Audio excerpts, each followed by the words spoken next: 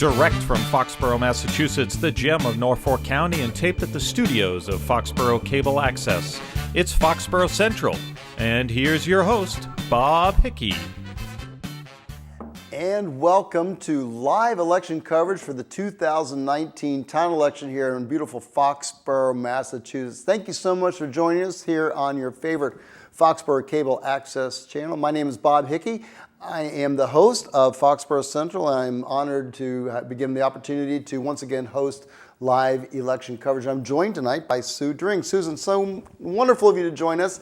It's become a tradition to have the chairman of the advisory committee join us as we eagerly anticipate the election results, and we can talk a little town warrant.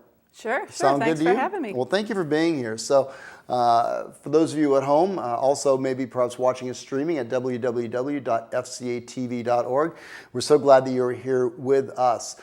This was perhaps, shall we call it a light turnout day?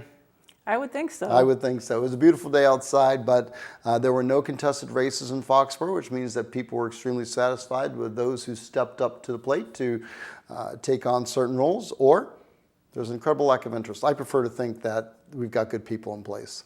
It's a good way of looking at it. That's the story I'm going to go with. Yeah, I like it. So what we are going to do is we're going to talk about the annual town meeting, the warrant, and the recommendations by the Citizens Advisory Committee, which of course researches the warrant articles on our behalf so that we can have some information going in and make an informed decision, correct? Correct. All right, and town meeting is on Monday, May 13th at 7:30 p.m. at Foxborough High School. If you're a registered voter, you're encouraged to attend. We need a quorum of 100 to do the town's business. This is very important.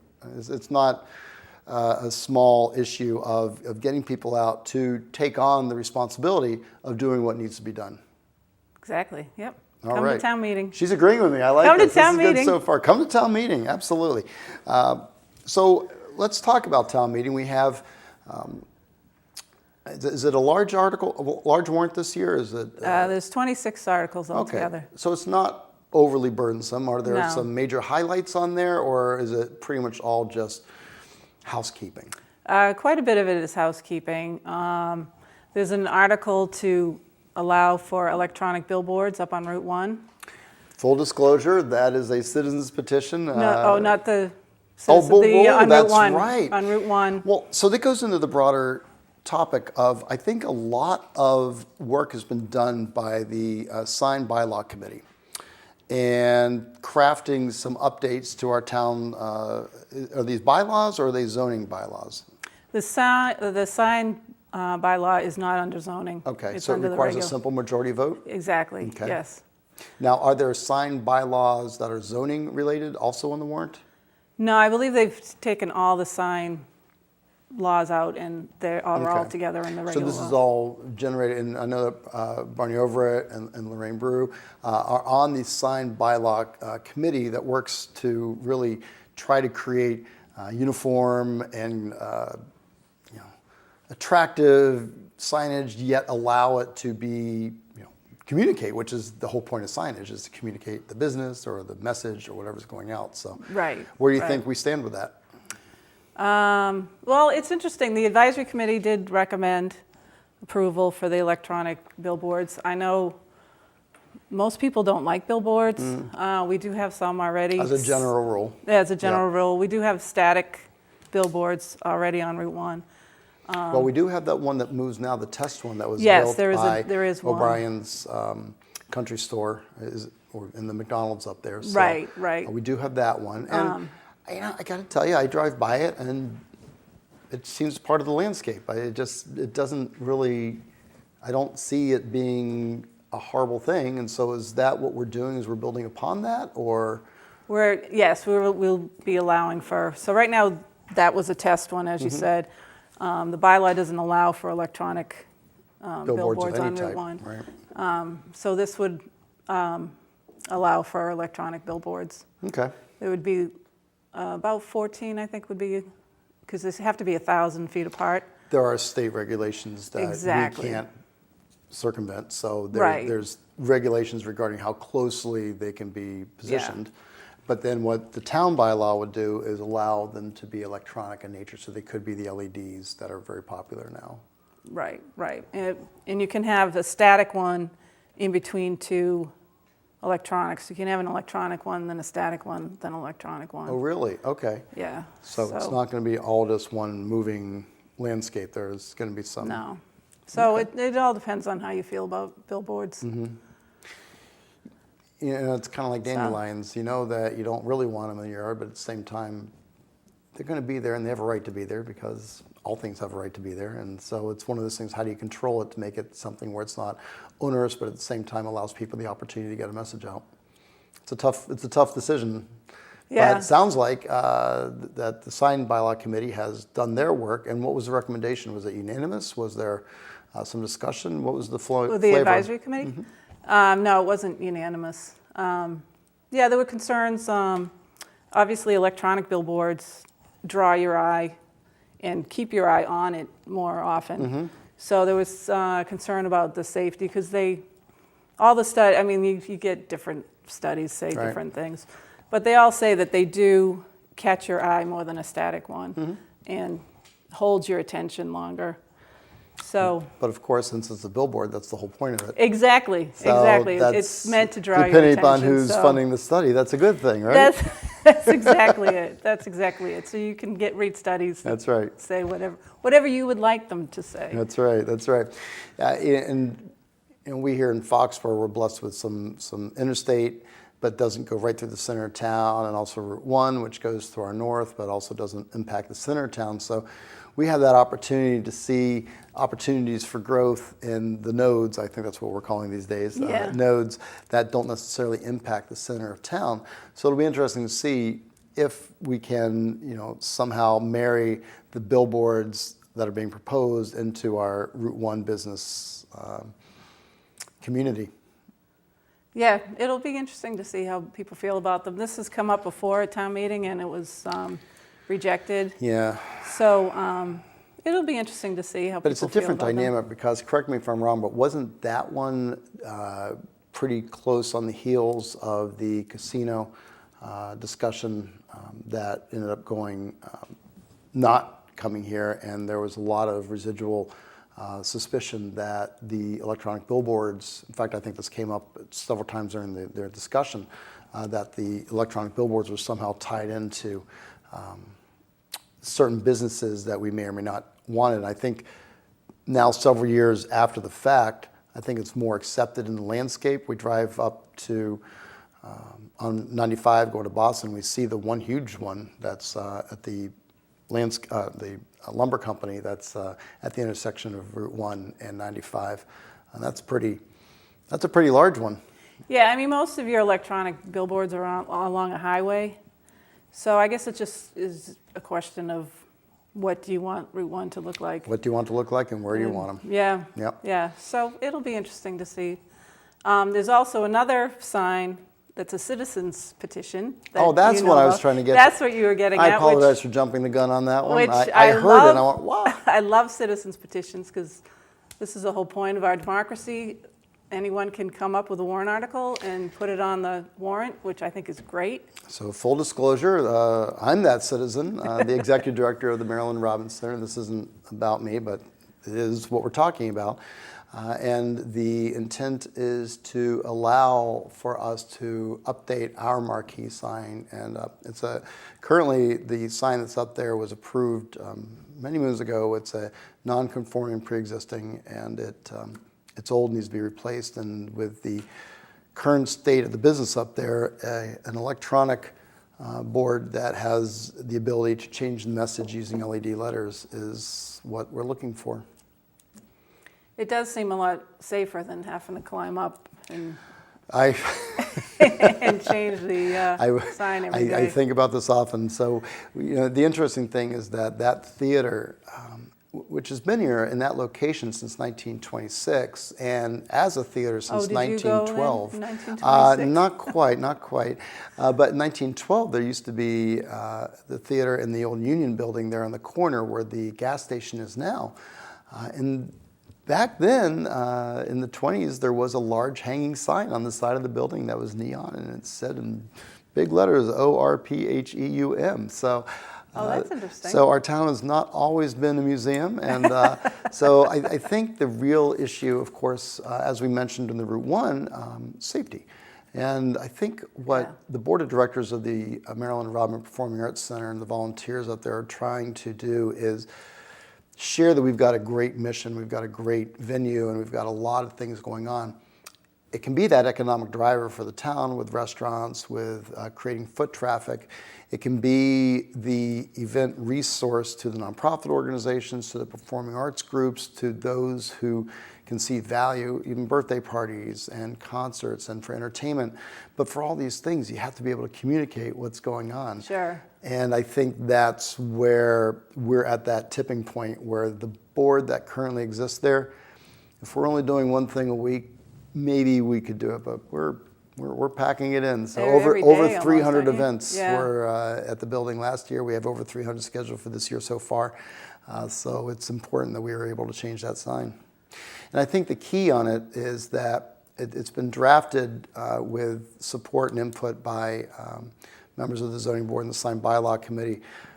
It doesn't necessarily mean that the sign is permitted. It just allows the zoning board of appeals to be able to issue us, to be able to look at it. Because right now, the way the law is written, in the sign zone, that 1,000 feet buffer around the common, not even allowed to look at it. And so what the petition does is it allows the town to entertain an application for a sign, doesn't actually award us a sign. And I think that's a key piece of it, because it's important that there be controls. And I think that we're so careful with this petition not to try to run over the process. Respect the process, use the process, and be part of that process is what we wanted to do. And that's what this petition does. It just allows us to be part of that process. And I think it's important, too, that the sign is going to be black and white. So it will kind of fits in more with the whole, I can understand the whole reason for the bylaw. Absolutely. To keep the downtown with a certain character.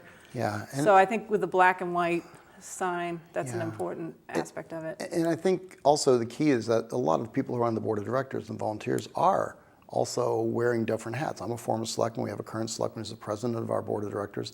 Nobody who jealously guards our common wants to do something to destroy the flavor of the town. And I think that's a key piece of this also, is that a lot of thought has gone into this. We need it to be functional, but at the same time, we want to make sure that it's in keeping with what we all visualize our town center being. That's something that's beautiful and something that will last for generations. Right. So there we go. So we had approval of that? Yes. Was it unanimous? Was there discussion? That was unanimous. That's fantastic. Yeah. So what we are going to do now is spend the next half hour talking about the town warrant. So money is the root of all good things, and our town seems to be doing well. We've got plenty of money with no issues. We can just spend whatever we want, right? Spend. Spend. No, of course. I'm throwing a softball question out there. So where are we at with the budget? I know that there was some discussion at a recent meeting, and so perhaps maybe a high-level discourse on what the town is thinking and what the advisory committee is recommending. Okay, so let me start by saying that with the budget, the advisory committee, first we meet with every department in smaller groups, and then we meet as a whole Because you have, board. on your committee, ideally you have a member or maybe two members for the larger organizations in town who are assigned to that department. So they become subject matter experts on that department and they report back to the greater body, right? Exactly. So we hear each department's budget is heard twice, once by the smaller group and then once by the entire group. All of our meetings are open meetings, so there's no behind the scenes hidden things. It's all open meeting. Anyone can come who would like to come. I've been to many of them myself. They're very exciting. They are. All depends on the subject matter, but yes, that can be exciting. So for the past few years, we've been concerned with how much money is going into our rainy day fund. We've been concerned with how many new employees. We've been hiring basically about 6 a year. The request was for 6 more this year, so we're concerned about that. particularly in terms of pension and health care, which is becoming more and more part of the budget. And to pay down the OPEB obligation, we many years ago made that recommendation to split the revenue from the hotel and meals tax to go towards that. But it doesn't mean that new employees aren't growing that obligation. So it's not as if there's a cap on it and it's going to go away. It does continue to grow. Oh, exactly. And you have to remember, every time someone retires, you're paying their health insurance, and then you're hiring someone to replace them, and you're paying their health insurance. So this grows pretty quickly. And we always have people retiring. We have over 300 people who work for the town, just in the town side. That's not including the schools. So we were concerned with how many new employees we have. And the pay raises, of course, we want to compensate our employees well. We have a lot of great people who work in Foxborough. But the raises have been going up 4% every year for the past 4 years. So if you get Proposition 2.5 saying that your taxes are going up 2.5 and the raises are going up 4%, at some point you're going to get yourself into trouble. Because a lot of that new revenue comes from new growth, and Patriot Place is a phenomenal resource. Route 1 development is a great resource. A lot of new housing starts, a lot of newly permitted buildings. But I think what you're getting to is that you cannot always anticipate new revenue, and you have to plan for that rainy day. And having gone through this back in 2002, 2003, where we were doing layoffs and going through multiple years of zero raises, and working with the different unions and the non-union personnel to accept that and work with us on that, to see annual increases of 4% and 4% across multiple years sounds fine, but it does make you nervous, doesn't it? Exactly. It's just the math of it all doesn't work. So those are our big concerns. The stabilization fund, we're spending $79 million this year, and we're only putting in $100,000 into stabilization, our rainy day fund. Really? So I always like to say town budget is like your own budget. So this would be equivalent to having a $79,000 salary and putting $100 in the bank. We need to do better than that. That's a great analogy. That's a great analogy. What do they say? You should always have 2 months worth of operational revenue in or operational expenditures in your savings account, just in case you get laid off or have a rainy day need. Right. And a rainy day is going to come. I mean, they always do, right? They always do. Yeah. Well, that would be a $1.5 million reserve that we should be keeping. So, simple math. Yeah. Interesting. All right. So with that, where do we go with here? So what is the recommendation from the advisory committee? So for part of it, so we don't agree with the selectmen's recommendation and the town manager's recommendation. Part of it is the health insurance ended up coming in lower than expected. Which is great. So the question obviously is, do you give that money back to the taxpayer? Do you spend that, or do you save that for a rainy day? We would like that to be saved for a rainy day. Town manager and the selectmen recommended spending that on different capital outlay projects. All of which are worthy. I'm sure they're worthy things. So it's not a discussion of wasteful spending. It's a matter of prioritization, I would imagine. Exactly. Well, and by the way, it's $15 million that we need to cover 2 months worth of operation, not $1.5 million. That was ridiculous. I didn't carry my decimal point. 15 million, everybody. I do know how to do simple math. But anyway, so with that, what is the recommendation from the advisory committee? Because I'm sure that the conversation was pretty robust. It sounds like there were some interesting conversations that happened. Yeah, so that whole savings, we would like to see put into stabilization. We're only an advisory board. We're not policy makers. So we sent a letter to the selectmen and just said respectfully, we would like this to be at least considered. They didn't agree, which is fine. They're entitled to their own opinion. But that was one of the differences that we've had on the budget. Now, interestingly, you're not a policy-making board, and that is true.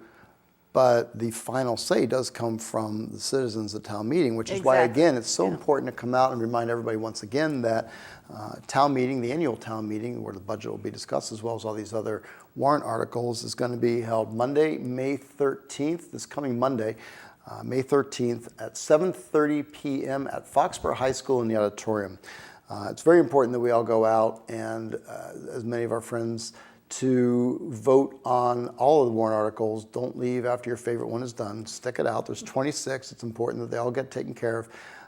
We did have to do a two-nighter not too long ago, and that nobody likes that. So it's one night out of the year. It's very important. It's important for our community, and it's also a great opportunity to see some friends and make a difference. So remind everybody of that. There's also some other articles on the warrant, the usual housekeeping things regarding contracts. Are there any contracts that are coming up that are of interest?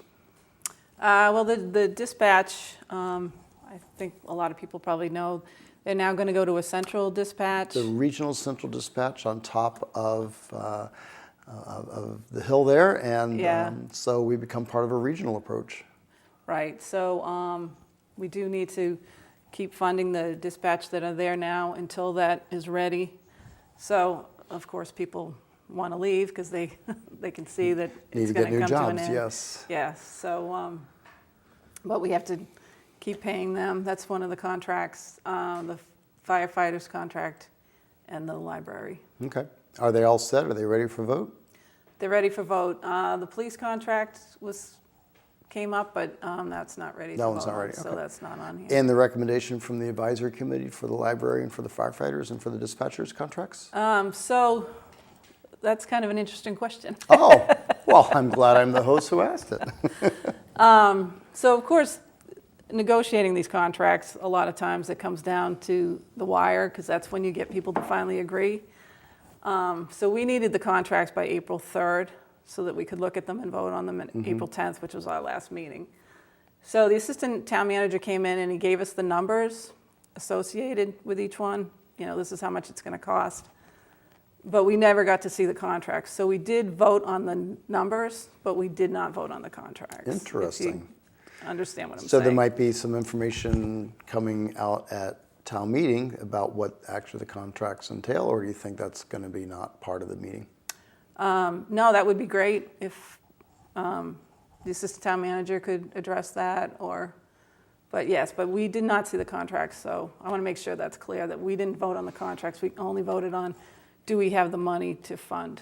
I see. Interesting. Okay, Yeah. well, that is an interesting response to an interesting question. Excellent. All right. Well, a little bit of intrigue, but you know, part of it also is there are so many moving parts, and it's great that we have the Citizens Advisory Committee to sort of keep an eye out and to raise flags when there need to be raised. So that's part of the role, right? Sure. Now, how long have you been on the advisory committee? 6 years. 6 years. Yeah. And are you allowed to do it again, or? You trying to get rid of me, Bob? I'm trying to see if you're going to be there for life, queen for life. But seriously, the advisory committee is appointed by the moderator, Frank Spillane. That's one of his roles and opportunities. And so to become a member of the advisory committee, how does one do that? So they can contact Frank. There's also a form you can fill out at Town Hall. Are they still included with the annual town report? There used to be a form in there. I think they are, yeah. So if you're interested, please contact Frank because he's always looking for Or you could drop the people. form off at the town clerk's office of Exactly. Bob Cutler, Yep. who is up for re-election, as is Frank Spillane, our town I moderator. think they have a pretty good chance. Well, you know, I think so. I would like to think I certainly laid my vote in for them, but we'll have to see what the people say. So when you went to vote, were there many people there? I had 25 people in Ward 4, but I voted early, so it's plenty of time. Also saw my friends from Foxborough Founders Day. Of course, we have Foxborough Founders Day coming up on June 8th. The rocket drive will be coming up on Memorial Day, and so a lot of opportunity to come out and have a great time on that day, and also to donate some money for a great cause for the community. But before we get there, we have town meeting on the 13th.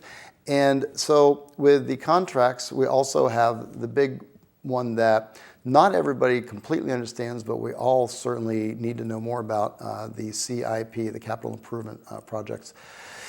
So the money for those is derived mostly from the free cash, which is from 2 years ago, what's certified as free cash from excess in the budget, plus some cash that's not allocated, such as stadium receipts from concerts, and that's the way our town has traditionally done it. Yeah. Has anything changed with that formula? Is that still pretty consistent? Yes, actually, this year a lot of the CIP is things for the water and sewer. So that all comes out of water and sewer Water and receipts. sewer receipts. Okay, great. So just real quickly, are there any items on the CIP that, and I know that we vote on it as a whole, people can hold individual projects, but is there anything on the CIP plan for this year that was interesting, something that we should be aware of, something we should be excited about, enthusiastic about supporting? Well, there's the Booth Playground. Booth Playground wasn't up to code because it was sand, which I thought was nice, but it's not code. You know what? So they had to redo that. So they're getting money for that, which is good. I mean, yeah, I can't imagine not having a playground. That's clearly something that's necessary, and we as a town should have safe play spaces. So that's good. Right. They're also dedicating some money to fix the electric up at the Common. That's a project. There's a citizens group. I've sat on some of those meetings to really modernize that. And back in 1995, there was a move to. That long ago? Well, yeah, and the JCs for years put up the garland, and the recreation department does a great job putting up the tree. And the JCs have supported the crush scene, and different people, different groups, and the menorah, of course. We have a situation though where that Common, the menorah, through no fault of the menorah, but it would blow out half the Common, trip the breaker.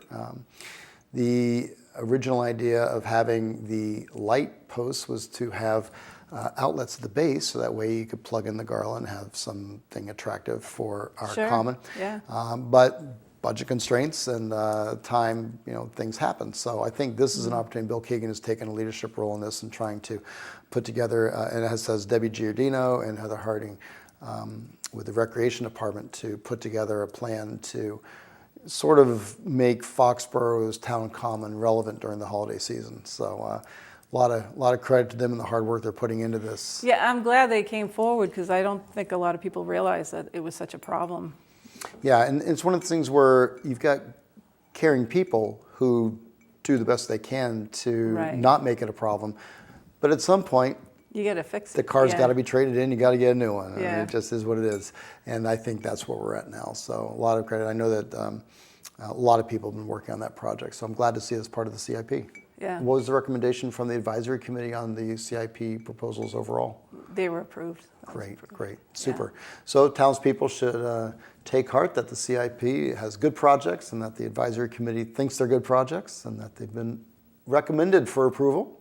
Oh, that's the way it works, right? Yeah, You're recommending to the town that we approve. Mention one other project that the Historical Commission is doing. They're going to go around and fix all the town owns, I think, 6 cemeteries.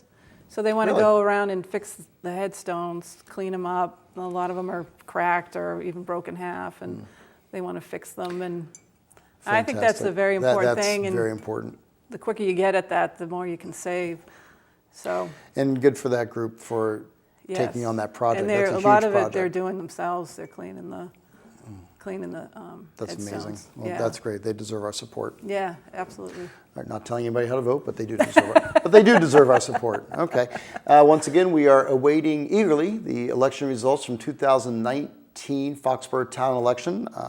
There were no contested races this year. I'm sure everybody went out and voted because that was their civic duty, and we all woke up this morning saying, hey, I want to do my civic duty. Exactly. Did you wake up and say that? I did not vote. I will be honest. I did not vote. I voted for both of us. I went twice. No, I didn't go twice. I know I should have, but I didn't. I'll admit. We love your honesty. I'm here, of course, with Susan Dring. Sue is the chairman of the Foxborough Citizens Advisory Committee, more popularly known as the ADCOM. So, We've gone through some. Now, we talked about the billboards, electronic billboards up on Route 1. I know that there was work being done on other sign bylaws being updated. Is there anything really interesting, really juicy, or is it all, making subsection G turn into subsection E with a crossed I? I mean, really, are there things? It can be for those of us who like everything to be in order, which I am. I'm actually very interested in that. But for the typical person who just wants to know the meat and potatoes, what else in the sign bylaws is being changed, and what's something that we should be paying attention to? So right now, the electronic message boards, they can only have public announcements, public service announcements. So they want to change that so that you can. Where are those at? I think it's like the things on Route 1 that say, that there's a game. Oh, those the kind ones of things, that are the the ones that board. are over the highway. Those 3 message boards. Okay. Yeah, so that's the electronic message board. Yep. So they want to allow for those. They don't have to just be a public service message. Oh, really? Okay.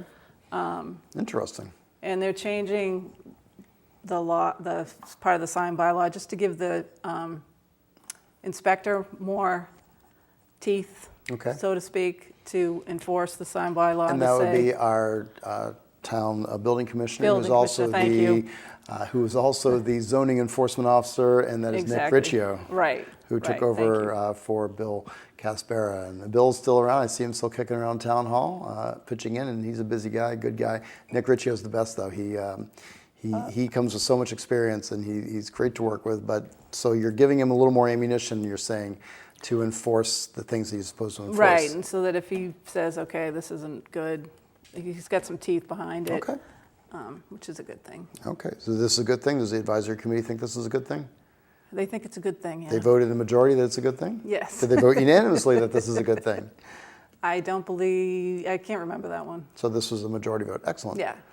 All right. I can't remember. The important thing also to remember is that the recommendations from the Citizens Advisory Committee are available at town meeting, so there'll be a handout with all of this written out. I know that you're home taking notes and writing furiously. I know that because this is the way we are here. But is this available electronically beforehand, before the meeting? The recommendations? I don't know the answer to that. And I don't think so because, but do we put it in the newspaper still? Yes, it will be in the Foxborough Reporter. So everybody who should be subscribing to the Foxborough Reporter, it is our hometown newspaper, and they deserve our support. You will see it in the Thursday edition, and it'll have all the recommendations in there. Yes. Okay, so very good. And what we're trying to do is share information, get the word out. The importance not only of being at town meeting, but of being informed and going there. If you have questions, it is your opportunity. It's a little disheartening when you hear people complain and they didn't go to town meeting. It's one of those things, well, you really had an opportunity to get your questions answered or to have your concerns raised and addressed. And if you pass that up, complaining on Facebook, it's all delightful and well and good, but it doesn't really change anything. So this is an opportunity to actually change something at annual town meeting. I love our form of government here in Foxborough. We're so lucky. It is very true. I think it's great. So come to town meeting. You have the ability to affect change. And people criticize town meetings sometimes. Oh, it's just the majority rules. Well, yeah, it is the majority. That's exactly the point. We have the opportunity to be the legislature. We can go in there and we can pass, enact, reject, whatever the issue is. So it's kind of cool. And we've had times when, the advisory committee has recommended something and some citizens have come up and said, no, we don't agree with this. And it's gone the other way. And it's just people coming off the floor, stating their opinion and persuading and carrying the day, right? And carrying the day. Carrying That's the happened day. a few times. So it is interesting, isn't it? If you feel strongly about something and you've got a different opinion, come to town meeting and voice your opinion. Annual town meeting is on Monday, May 13th at Foxborough High School. It starts at 7:30. You have to be a registered voter to vote. If you're a non-registered voter, or if you're either not of age or you're a visitor, you can come and sit in the special visitors section and still hear what's going on. It's very true democratic process. Everybody Yes. gets to be heard. Frank Spillane does a great job running these meetings, keeping them moving along. Hopefully there won't be a Bruins playoff game after it. We all remember when the Bruins came from 3 goals down and beat Toronto that one year, but that's not going to happen this year because they'll already have won, right?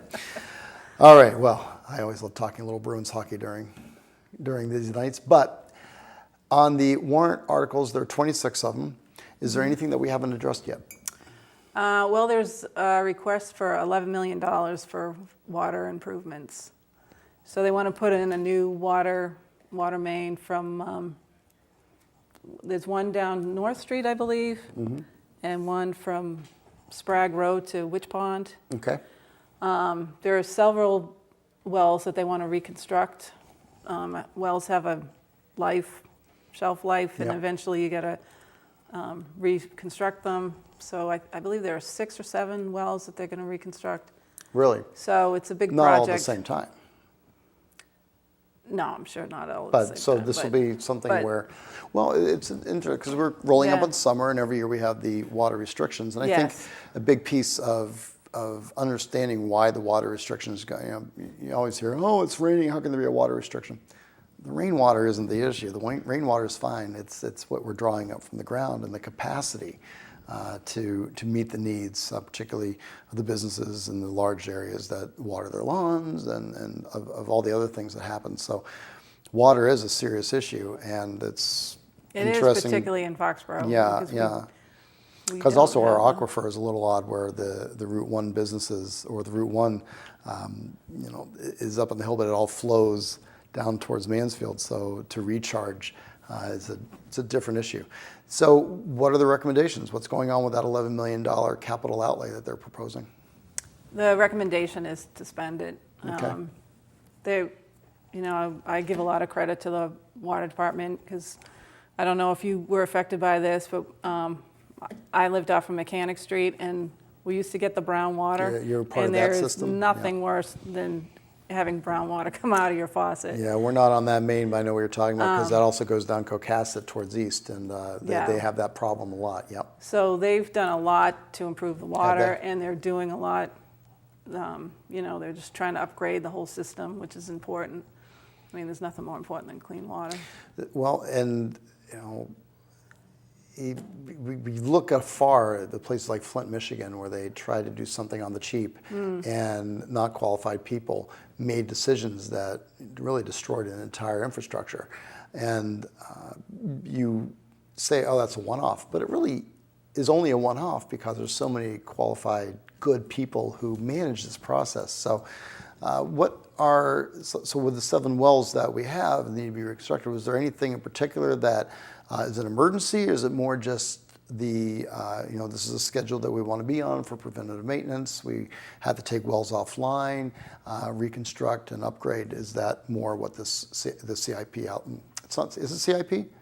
Is this $11 million outlay on CIP, or is this more in their operating? No, it's its own. It's its own project. Yeah. Okay. Yeah. So is this an ongoing multi-year project that they're working on? Yeah, I think it's more that they've basically just have seen, there hasn't been upgrades for a long time, so they're just kind of going around saying, okay, well, we got to do this, so we're going to do this now, and a couple years ago, we approved money for other projects with the water. So the whole system kind of needs to be upgraded slowly. Okay.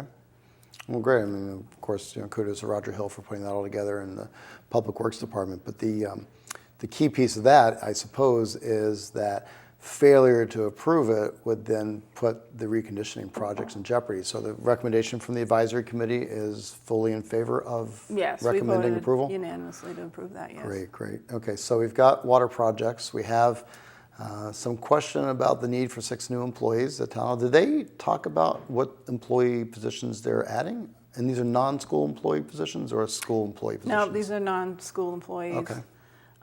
So they wanted to go to monthly water billing. Right now we get, Why? well, so, no, nobody I mean, wants- can we talk? No, Can we talk? nobody Why do we want wants to do monthly this? water billing. Does it The make me explana- pretend like I'm not spending that much money? I mean, come on. Can we be Yeah, so honest here? you won't notice it if you get a monthly water bill. Oh my goodness. So the explanation is that they want to collect the data once a month. So the pushback from the advisory committee is, well, can't you just collect that data and not produce a bill? So you've got the data you need.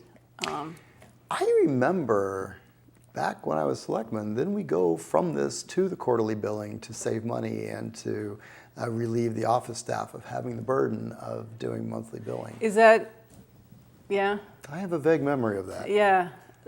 I don't know It just of seems any, counterintuitive. Yeah, I don't know any town that does monthly billing. A lot of towns do just twice a year. Now, is that something that's up for discussion at town meeting, or is this an administrative decision that they're making that's not part of the annual town meeting process? No, the water would like to hire a new person to do this billing. And then they also, there was also a request for a person in finance who would take the bill from you at town hall. So if you went into town hall to pay your water bill, there would be somebody new there to take the bill. So that was 2 new positions. There was a bit of a worry as well that so if you're going to be collecting this data every month, it takes 2 people about a week to collect this data. So now you're talking about 8 more weeks of 2 people collecting data. So we could foresee that there would probably be a need for another person just to collect the data. Then you've got, I believe it's like $18,000 in postage. So it's a lot of money for monthly water bills that I don't think anybody particularly wants, but that's just the people I've spoke with. Maybe some people would prefer that. So I don't know. there's so many different directions to go in. And as a host, I'm not, offering a bias one way or the other. I'm just asking the question. But what kind of data do they need to collect on a monthly basis that can't be collected on a quarterly basis?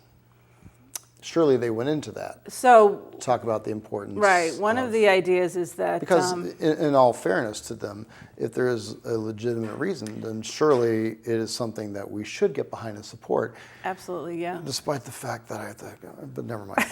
But, yes. So one of the ideas is, say you have a leaking toilet. Mm-hmm. If you get a monthly bill, you should notice that sooner than if you get a quarterly bill. In my own experience, But wouldn't I just ignore it on a monthly basis? well, that was because it now comes up as, every month now my water usage is up 20%, but it's same as last month, so. right. You think that the rate went up, or Right. exactly? Because in my own experience, we had a toilet that was leaking that we didn't realize, but I got my water bill and it was like $50 higher, and so immediately something's wrong. Yep. But if it was like $10 higher, like you're saying, for monthly, then I probably would have just thought, oh, okay, the rate's gone up. We counted or- 33 days this month instead of 28 Yeah, days. you something would like that. ignore it. So Interesting. yeah, Which I suppose leads to the explanation of, it could be an indicator, but also could not be an indicator. So is that a strong enough reason to change the billing structure? So did they give any other reasons? I'm putting you on the spot like the Narrow Lair Hour. Sue, drink, talk. that was their main issue. They're trying So we're to going to find hire 2 additional people right. and make me pay monthly because I might have a leaky toilet. Yeah, they're hoping to find this Okay. water, All right. which is Is there a serious issue with leaking toilets? well, obviously we don't have a good supply of water, or we wouldn't. I mean, a lot of other towns don't have the water restrictions we have. So if you can find water wherever you can find it, obviously you don't want to waste it. And I'm not being facetious. Yeah. The reason why I'm asking this is I'm drawing down to, in my time in town government, it's been a while, so believe me, I'm not a subject matter expert by any stretch, and please don't tell me, I don't want any members of the water sewer commissioners calling me up and saying, Bobby, I know I don't know what I'm talking about, okay? I get it. But the issue of leakage and pipes breaking, that's not a billing issue at the residential side, and I think that that's a much more relevant concern or immediate concern Yes, I than, agree. I apologize for picking up on the term, but leaking toilets. So Right. what I'm trying to get at is I want to support these 6 new people. I want to support the managers who have put the time and effort into creating a budget and saying, we have this need. But I'm not there yet. So what was the discussion on the advisory committee specific to those two positions, but I guess taking in the entire 6? So our goal was to limit as many new positions as possible because... Which frankly is a good thing from town government because the town is here. It's, adding 6 people every year. So we have added 23 in the last 4 years. Have we really? Yeah, and so... 6 a year? Yeah, Okay. 6 a year. So that was our goal. These are not replacements. These are new positions. New positions. Yeah, we're not cutting anybody who has a job. So our recommendation does not include the 2 new water people. The fire department wanted a new emergency management person. Mm-hmm. So they have a vacancy in the deputy because the deputy fire chief became the fire chief. Sure. And they now have 2 deputy fire chiefs. That came into effect a couple years ago. Mm-hmm. So we thought, okay, to have a zero-sum game here, if we eliminated the deputy fire chief, so now we only have 1 deputy fire chief, which is a lot of towns have 1. Mm-hmm. They could get this new emergency management person, but we wouldn't be adding more people. Sure. So Well, that seemed was to the make thought. sense. That's the thought behind that. Okay. So that's 1 position, and then there's 3 more positions. So those 3, we debated quite a bit. That was for the police. They want 3 more police because they're getting rid of the dispatch with the central dispatch, which is going to leave the town, the public safety building without people there as you come in. Mm-hmm. So the idea was to hire 3 more policemen to have them doing what the central dispatch was doing before. So that was a big 3 debate. uniformed policemen? Yes. They will be replacing the central dispatch people who some have lost their jobs. There was a lot of discussion about that. There was a motion to eliminate those as well, but that did not pass. So those were recommended by the advisory committee. So the final recommendation is, of the 6 positions, to, with the monthly billing, to do what? So we would eliminate extra. We would not fund those 2. Right. With the fire department, you would recommend not funding it specifically, but converting a deputy position to the emergency services manager. Yes. And then not funding for the 3 additional fully uniformed police officers. Well, no, in the end, the majority We did vote for that. that. Okay, so that recommendation is there. Yes. Okay. It's good information. I hope so. Well, it is good because the question is going to come up at town meeting floor. Yes. And there are going to be a lot of competing agendas, pro and con, as there always are, and that's the way it should be. But the more information we get out there and the reasons behind it, that's why I love having this conversation. Yeah. Because we can peacefully, talk about things in a non-confrontational way and no emotions, just, interesting. Okay, Right, so here's the right. information.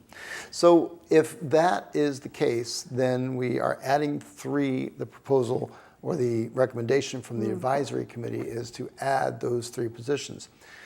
Is that then a motion that's made? How does it work for reducing the budget by the dollars that would fund those 3 positions that aren't recommended? So- is that a motion that the advisory committee makes? Is something you have to make it from the floor? Did the selectmen make it? Did they ignore you? How does it work? I don't know. Yeah, no, that's fair. So all of this is addition to the budget. Mm-hmm. So we're not cutting anything. We're just saying, okay, you want this, and we're going to give you this. Right.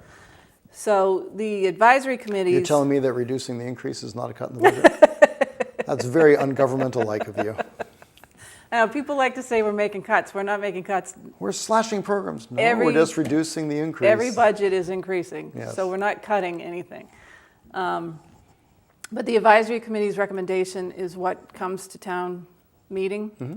So it's our numbers that are voted on. So numbers that the selectmen disagree with us, they can hold those and state their case why they believe they should be higher than what they are. Okay. So the vote is on the budget numbers that the advisory committee recommends. Exactly. exactly. And the nice thing is that they are done in a side-by-side comparison. So we've seen the spreadsheet before, and we can see what the town administrator, town manager proposes, what the advisory committee recommends, what the Board of Selectmen proposed. But we're voting on the advisory committee's number. Correct. Interesting. Correct. Okay. So we are going to dive a little deeper into the budget if we have time. But I want to remind everybody that we are here live on, what is today, May 6th? Election Day, May 6th, 2019, yeah. Foxborough town elections. There were no contested races, according to our town clerk, the esteemed Bob Cutler, who's up for re-election himself. He suspected that the turnout might be a little light. I wonder if there's a lot of write-in votes, because it's taken them a long time. It's taking a little bit of time. Yeah. We've been on the air for 58 minutes, and there's no result yet in sight. But as soon as it gets here, I will bring it to you, because that's what I do. I'm Bob Hickey, your host. I'm here with Sue Dring, who is the chairman of the Citizens Advisory Committee. So you've been on there for 6 years. 6 years, yeah. What happens tomorrow? Are you still on there? Yeah, the term doesn't end until June. Okay. The end of June. So we go through the cycle, and then at the end of June. Have you enjoyed your time? I have, and I do encourage anybody who's interested. I was just going to ask you, do you recommend it as an opportunity to learn more about town government? You learn a lot about the town. And hope lead. And the first year I was on, I was just amazed at how many good people we have working for the town and all the great things that are going on. It's a really interesting. So let's talk about the rest of the warrant. So there were 26 articles on there. And of those 26, is there an article that we haven't yet touched upon? That's exciting. Well, I could even go for dull, because they're dull. all exciting to me. They're all exciting. Let's see. Oh, so they want to keep, the tobacco stores that are like just tobacco stores, adult-only tobacco stores. Yes. They want to keep those just on Route 1. Why? Just because they... Who's they? Who are these they? Who are these they Who is people? the they? So it was an idea. Is it you? Are you the they? The cameraman. You at home, are you the they? See, they're moving the camera around on me. They don't like when I point. So who are these they? I mean, what is the... Fair enough. The Board of Health. The Board of Health. First said, gee, do we want these tobacco shops coming around in downtown? Because people don't want kids to be exposed. If they're out on Route 1 and, kids walking home from school or whatever, hanging around uptown, wouldn't be exposed to that. You have a funny look on your face. You don't like it. I'm not bad. Smoke them if you got them. Is that your? I don't smoke cigarettes myself. I think it's a nasty habit, but I'm just smiling because I love hearing this conversation. So the idea is to keep those on Route 1. Because? To keep them up from being downtown. Okay. Yeah. So our Board of Health feels that it's not a good idea for there to be a smoke shop in the center of town. Exactly. Okay. Exactly. And how did the advisory committee vote? We approve that. Okay. Yeah. Yeah. So a reminder to everybody that the annual town meeting will be held on Monday, May 13th at Foxborough High School. The meeting does start at 7:30 p.m. Be prompt, and we will get through the town's business with speed and enthusiasm.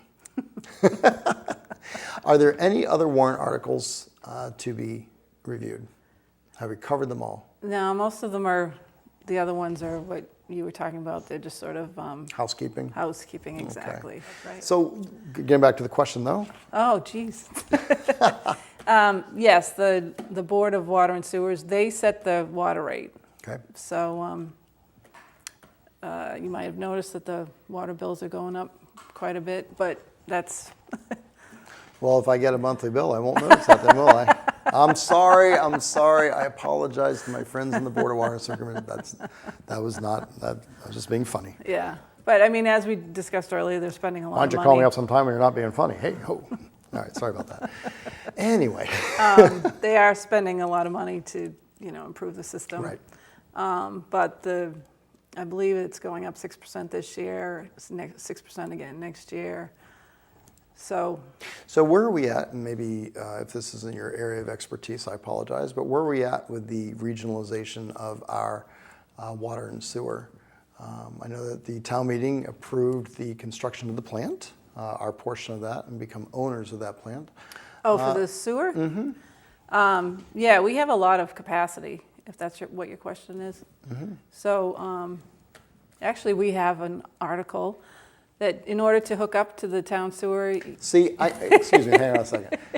This is why I like long-form television, because we have the opportunity to sit here and talk, and eventually we'll uncover something. Yeah, so you'll again, get it out of me eventually. The McNeil-Lair Hour, suit ring, new information, talk. Yeah, exactly. Spill the guts on the sewer. That didn't sound right, but we're going to go with it. We're going to go with it. So in order to hook up to town sewer, you have to get approval at town meeting. So we have... Me individually? You individually, anybody who wants to hook up to the Really? town sewer. So we have people who are requesting to hook up town sewer. They pay to hook up. We just approve it. We have plenty of capacity. So how do I go about doing that? Does there have to be...